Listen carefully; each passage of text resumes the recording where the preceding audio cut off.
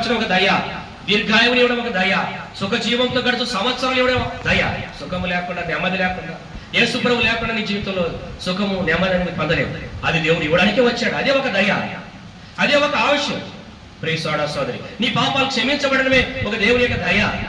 ఇట్టి దయను నువ్వు పొందాలని ప్రభు కోరుతున్నాడు. అందుకే ఇక్కడ 65వ కీర్తన 11వ వచనం, దేవుడు మానవునికి సంవత్సరం అనే దయా కీర్తము ధరింపజేసి ఉన్నాడు. 2వ వరుసలో మనం గమనించినట్లయితే చూడండి, ఇక్కడ ఏముందో, నీ జాడలు సారము వెదజల్లుచున్నవి.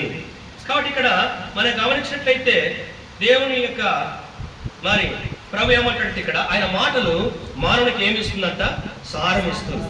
ఇక్కడ చూడండి, నీ జాడలు సారం వెదజల్లుచున్నవి. 12వ వచనం, అడవి బీడులు సారము చిలకరించుచున్నవి అంటాడు. ఇక్కడ సారం అంటే చెరుకు గాలిలో మిషన్లో పెడతారు. ఏమొస్తున్నామో పిప్పి పక్కకు ఏమొస్తుంది? రసం వస్తుంది.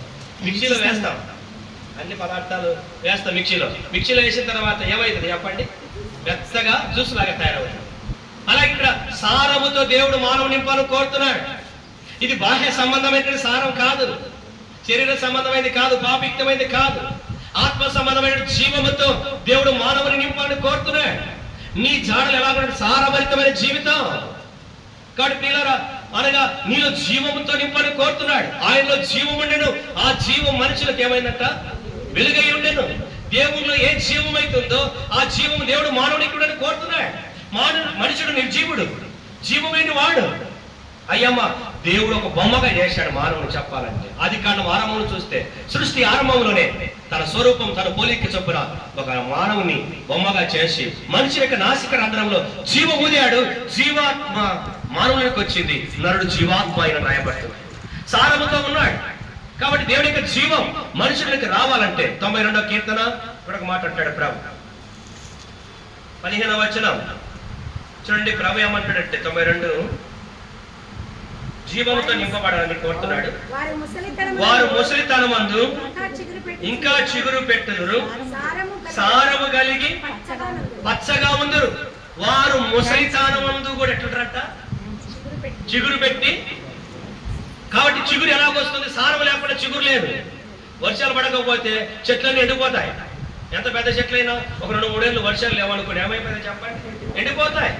వర్షాలు పడేదాన్ని బట్టి, భూమి మీద సమృద్ధి నీరుండేదాన్ని బట్టి పంటలు వేయగలుగుతున్నాం. లేకపోతే పచ్చని పెట్టి ప్రకృతిని మనం చూసి ఆనందిస్తూ ఉన్నాం. ప్రియ సోదర సహోదరి, ఇక్కడ మనం గమనించినట్లయితే నీ జాడలు సారముతో నింపాలని కోరుతున్నాడు ప్రభు. వారు ముసలితనమందు ఇంకనూ చిగురు పెట్టెదరు, సారము కలిగి పచ్చగా ఉంటారు. ఎప్పుడు పచ్చగా ఉంటారు? 1వ కీర్తన 3వ వచనంలో అంటాడు. కీర్తన 1 3వ వచనం, నీటి కాలువ ఎవరును నాటబడినదే, ఆకు వాడక తన కాలమందు ఫలమిచ్చే చెట్టులాగా. ఈ చెట్టు ఎక్కడికి రావాలంట? నీటి దగ్గరికి రావాలా. నీళ్ళ దగ్గర చెట్టు ఉంటే ఏమవుతుంది? అంతకంతకు పచ్చగా ఉంటుంది. అంతకంతకు ఎదుగుదల, గ్రోత్ అనేది మనం చూస్తాం, ఎదుగుదలకి. కాబట్టి మరి ఎనోస్ కావచ్చు. దేవుడు వీరికి ఇచ్చినట్టే బిడ్డ విషయంలో, ప్రియ సోదర సోదరి, సురేష్ ఎఫ్సిబాకు వారికి ఇచ్చిన కుమారుడు ఎనోస్ విషయంలో కూడా కావచ్చు. నీటి కాలువ యోరును నాటబడాలి. నీటి కాలువల దగ్గర నాటబడాలి. ఆ నీరు దేవుడు ఏం చూపిస్తుంటే దేవుడి యొక్క వాక్యాన్ని చూపిస్తుంది. ఆది యందు వాక్యం ఉండెను, వాక్యమే దేవుడు అయి ఉండెను. ఆ వాక్యం శరీరధారిగా మన మధ్య కృపా సత్య సంపూర్ణంగా నివసించడానికి ఇష్టపడ్డాడు.